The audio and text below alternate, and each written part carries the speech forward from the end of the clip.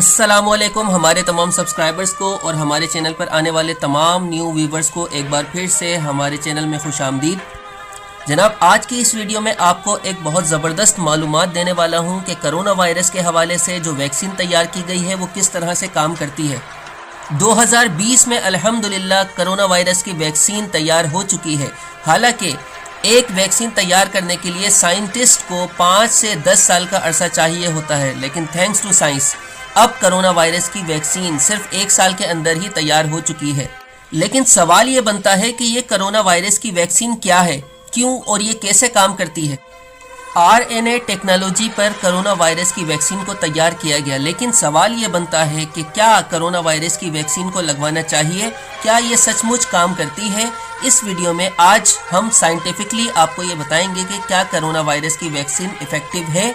Video में आगे बढ़ने से पहले हम आपसे प्लीज़ रिक्वेस्ट करते हैं कि हमारी वीडियो को ज़रूर लाइक करें, सब्सक्राइब करें, शेयर करें और बेल आइकन पर ज़रूर क्लिक कर दें। ये वीडियो आप लोगों के लिए एक बहुत ज़बरदस्त इल्म का ख़जाना लेकर आने वाली है, क्योंकि आपको मालूम है कोविड-19 ने पूरी दुनिया में तहलका मचा रखा है। पूरी दुनिया परेशान है कि कोविड-19 की वैक्सीन का इंतज़ार कर रही है। बहुत सारे लोगों ने कोविड-19 की वैक्सीन को लगवा लिया है। क्विकली मैं आपको ये बताना चाहूँगा कि जब एक वायरस जिस्म में दाखिल होता है तो वो कैसे काम करता है। मैं यहाँ पर कोरोना वायरस के हवाले से बात नहीं कर रहा, बल्कि एक आम नॉर्मल वायरस के हवाले से बात कर रहा हूँ। कोई भी वायरस जब जिस्म में दाखिल होता है तो वो किस तरह से काम करता है, पहले आपको ये समझना होगा। वायरस हमारे सेल्स में घुसकर हमारे न्यूक्लियस पर वार करना शुरू कर देता है और वो जिस्म की इंस्ट्रक्शन को मनवाने के बजाय अपनी इंस्ट्रक्शन मनवाने का कहता है। और वायरस सेल्स को ये कहता है कि ऐसी चीज़ें बनाई जाएं जो वायरस की कॉपीज़ बना दें, और हमारे जिस्म का मासूम सेल वायरस की इंस्ट्रक्शन को मानता है।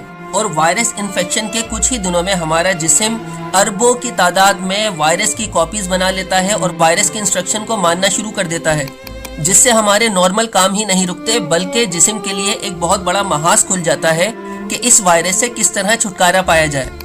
लेकिन इवेंचुअली हमारा जिस्म दोबारा से कुछ ही दिनों में, कुछ हफ्तों में वायरस से जुड़े सेल्स को मार देता है और दोबारा से कंट्रोल अपने हाथ में ले लेता है। लेकिन ये कंट्रोल हासिल करने के लिए जिस्म को बहुत ज़्यादा नुकसान उठाना पड़ता है, और फिर वायरस को ख़त्म करने के दौरान उससे बहुत सारे सेल्स को गंवाना पड़ता है और इस तरह से मौत भी वाक़ई हो सकती है। तो होता कुछ यूँ है कि जब वायरस इन्फेक्शन के दौरान वायरस जिस्म के ऊपर अटैक करता है तो हमारा जिस्म, हमारे सेल्स उन तमाम एक्टिविटीज़ को रिकॉर्ड कर लेते हैं। वायरस की तमाम एक्टिविटीज़ रिकॉर्ड कर ली जाती है, और अगर जब दोबारा हमारे जिस्म के सेल वायरस से जुड़े तमाम सेल्स को ख़त्म कर देते हैं, तो उसके बाद अगर ये वायरस दोबारा से जिस्म में दाखिल होने की कोशिश करता है तो हमारे जिस्म को मालूम चल जाता है कि उसी वायरस ने अटैक किया है, और हमारे सेल्स तमाम फोर्सेस के साथ इस वायरस पे अटैक करते हैं और इस वायरस को ख़त्म कर दिया जाता है।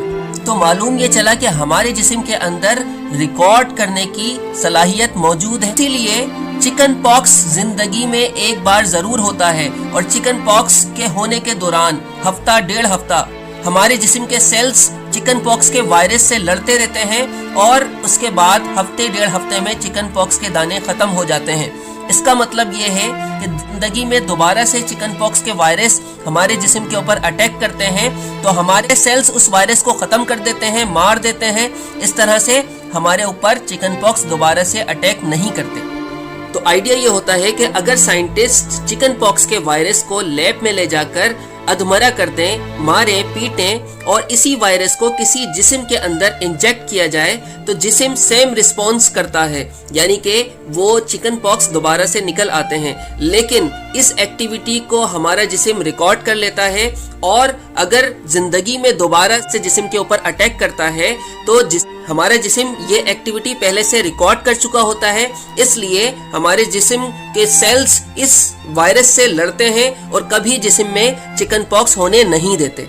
और इसीलिए बच्चों को पैदा होने के बाद मुख्तलिफ वैक्सीन्स लगाई जाती हैं, जैसे रुबेला, मम्स, मीजल, पोलियो वगैरह। लेकिन जैसे कोरोना ने पूरी दुनिया को झंझोड़ कर रख दिया है, वैसे हिस्ट्री में कभी देखा नहीं गया। दुनिया में कभी इस तरह की कोई वबा नहीं आई है। हम इस नहज पर पहुंच चुके हैं कि हम आज की दुनिया में कोरोना से पहले की दुनिया और कोरोना के बाद की दुनिया की बात करते हैं। दुनिया भर में कोरोना के बाद बहुत ही बड़ी इन्वेस्टमेंट की गई कोरोना की वैक्सीन्स के हवाले से, और बहुत ज़्यादा इन्वेस्टमेंट की गई ताकि दुनिया को जल्द अज जल्द कोरोना से छुटकारा दिलवाया जा सके। पहले हमने रशियन वैक्सीन का सुना, फिर चाइना वैक्सीन का सुना, फिर हमें अमेरिकी company Pfizer, BioNTech and Moderna की तरफ से भी वैक्सीन प्रोवाइड की गई। लेकिन हमें ये बताया गया कि कोरोना वायरस की वैक्सीन बहुत ही अलग तरीके से काम करती है। कोरोना वायरस कुछ ऐसा नजर आता है अंडर द इलेक्ट्रॉन माइक्रोस्कोप। इसके बाहर ये प्रोटीन स्पाइक्स होती हैं जिसकी वजह से इसको कोरोना वायरस कहते हैं। कोरोना वायरस इन स्पाइक्स के जरिए हमारी बॉडी में घुसता है और हमारे सेल्स को ये इंस्ट्रक्शंस जारी करता है कि मेरे लिए ऐसी बहुत सारी स्पाइक्स तैयार करो, और हमारे सेल दूसरे काम करने के बजाय कोरोना वायरस की इंस्ट्रक्शन को मानकर कोरोना के मटेरियल और दूसरे वायरल इन्फेक्शन मटेरियल्स तैयार करना शुरू कर देते हैं। हमारे सेल ये काम इस तरह से करते हैं कि वायरस की इंस्ट्रक्शन को मानकर एक मैसेज सेंड करते हैं प्रोटीन बनाने वाली फैक्ट्रीज को कि वायरस जैसी कॉपीज बनाई जाए, और जो मैसेज भेजा जाता है वो mRNA की शक्ल में होता है। mRNA न्यूक्लियस से निकलकर सेल के साइटोप्लाज्म में आता है और वहां वर्कर्स को कॉपी बनाने का हुक्म देता है, और सेल भर भर कर वायरस की कॉपी बनाना शुरू कर देते हैं। जैसे मैंने पहले बताया कि हम वायरस को लेकर उसको जख्मी करते हैं और फिर इंसानी जिस्म में इंजेक्ट किया जाता है, लेकिन कुछ मॉडर्न वैक्सीन अब पूरा वायरस यूज नहीं करती, बल्कि वो वायरस का एक छोटा सा टुकड़ा लेकर वैक्सीन बना देती हैं। इससे भी बॉडी वैसा ही रिस्पॉन्स करती है जैसे पहले करती थी और याद कर लेती है। लेकिन कोरोना वायरस के लिए ना ही पूरा कोरोना वायरस यूज किया गया है, ना ही उसका टुकड़ा, बल्कि उनके स्पाइक्स यूज किए गए, क्योंकि इसी स्पाइक्स की वजह से कोरोना वायरस किसी भी इंसानी जिस्म के अंदर दाखिल हो जाता है और सेल्स पर अटैक करके उनको अपनी इंस्ट्रक्शन मानने पर मजबूर कर देता है। तो साइंटिस्ट ने पहले इन स्पाइक्स को स्टडी किया, और फिर साइंटिस्ट को ये अंदाजा हुआ कि सिर्फ ये स्पाइक ही किसी भी इंसानी बॉडी में बहुत बड़ी तादाद में दाखिल कर दी जाए तो हमारा जिस्म इसके खिलाफ एक इम्यून रिएक्शन दिखाएगा और इस स्पाइक को याद रख लेगा। इस तरह जब असली कोरोना वायरस जिस्म में दाखिल होगा तो हमारा जिस्म पहले से ही तैयार होगा इस स्पाइक से निमटने के लिए। सो साइंटिस्ट के पास ऑलरेडी ह्यूमन सेल्स मौजूद थे जो लैब के बाहर भी जिंदा रह सकते थे। साइंटिस्ट ने बिल्कुल वायरस की तरह अपनी इंस्ट्रक्शन सेल में डाली और सेल्स को mRNA रिलीज करने का कहा कि स्पाइक प्रोटीन बनाना शुरू करे, और फिर सेल्स ने स्पाइक प्रोटीन बनाना शुरू कर दिए। इन स्पाइक्स प्रोटीन को चेक किया गया अंडर द इलेक्ट्रो माइक्रोस्कोप, तो इसका शेप साइंटिस्ट ने बिल्कुल वैसा ही निकाला जैसा कि कोरोना वायरस की स्पाइक नजर आती है। फिर साइंटिस्ट ने यह सोचा कि हम क्यों ना जिंदा सेल्स को लैब में रखकर mRNA के जरिए स्पाइक प्रोटीन बनाने का कहें कि क्या हम इस mRNA को ह्यूमन सेल्स में डाल सकते हैं के बजाय हम बाहर स्पाइक प्रोटीन बनाने के इंसान के अंदर ही बॉडी में स्पाइक प्रोटीन बनाएं जो कोरोना वायरस के अगेंस्ट इम्यूनिटी हासिल कर ले। And it works. ट्रायल में नजर आया कि इस मेथड से कोरोना वायरस के खिलाफ इम्यूनिटी मिल सकती है, जिसके रिजल्ट्स पब्लिश किए गए। तकरीबन 1 लाख से ज्यादा लोगों को कोरोना वायरस की वैक्सीन दी जा चुकी है, लेकिन सिर्फ mRNA के थ्रू वैक्सीन बनाने का एक और फायदा ये भी था कि साइंटिस्ट को ह्यूमन सेल्स लैब में रखने की जरूरत नहीं थी, वो कॉस्ट बचा सकते थे। उनको सिर्फ mRNA को प्रोड्यूस करना था और उसको उस वक्त तक स्टेबल रखना था कि जब तक वो किसी को दे न दिया जाए। लेकिन ये मामला भी अपनी प्रॉब्लम लेकर आया, क्योंकि mRNA एक बहुत ही सेंसिटिव चीज होता है जो बहुत ही तेजी से डीजनरेट होता है, यानी कि टूट फूट जाता है। तो इसीलिए mRNA की वैक्सीन्स को -80 डिग्री सेंटीग्रेड पर रखना बहुत जरूरी होता है। अब कुछ न्यू वैक्सीन्स mRNA को -20 डिग्री पर भी स्टेबल रख सकती हैं, और जल्द ही ये वैक्सीन्स एक नॉर्मल फ्रिज यानी कि -4 डिग्री सेंटीग्रेड पर भी अवेलेबल हों।